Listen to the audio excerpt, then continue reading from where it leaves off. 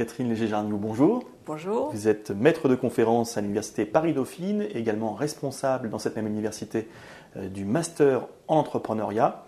Alors souvent, l'entrepreneur, quand il démarre son activité, ou même en cours d'activité, il est amené à réaliser ce qu'on appelle un business plan.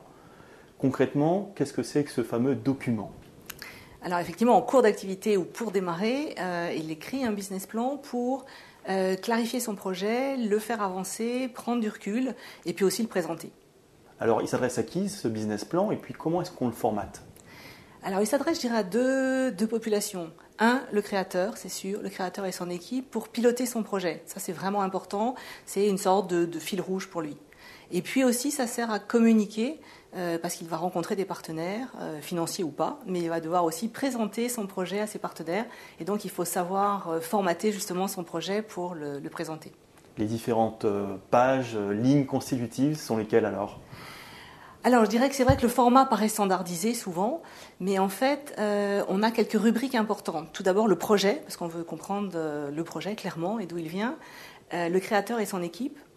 Le business model, ça veut dire ce qu'on va vendre, le modèle économique vraiment du projet, tous les moyens qu'on va mettre en œuvre, la traduction financière, bien sûr, de ce projet, et puis les perspectives d'avenir, parce qu'il faut quand même faire rêver tous les partenaires pour le futur. Alors pour bien les faire rêver, il ne faut rien oublier. Est-ce qu'il y a des points clés, des points critiques sur lesquels il faut être particulièrement vigilant quand on rédige son business plan ? Oui, il y en a plusieurs. Alors pour être un peu simple, je dirais qu'il faut d'abord le rédiger en pensant à chaque partenaire. On le rédige pour soi comme outil de travail, mais on le rédige aussi pour les partenaires.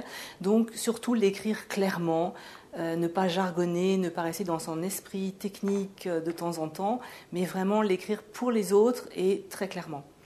Et puis, je dirais un deuxième conseil, peut-être encore plus important pour tous les porteurs de projets, c'est d'amener des faits, d'amener des preuves, d'être vraiment très concret, très pragmatique et ne pas rester dans ses rêves.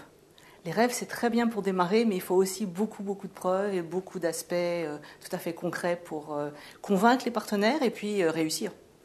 Dans cette typologie justement de preuves, souvent il y a un exercice qui passe par le tableur, la feuille de calcul Excel, qui permet de modéliser les revenus, la trésorerie. Il faut être doué en maths pour faire cet exercice de style ? Pas du tout. Non. D'abord, on a des logiciels qui existent et qui sont très très simples à utiliser. Le point le plus important, c'est le calcul du chiffre d'affaires.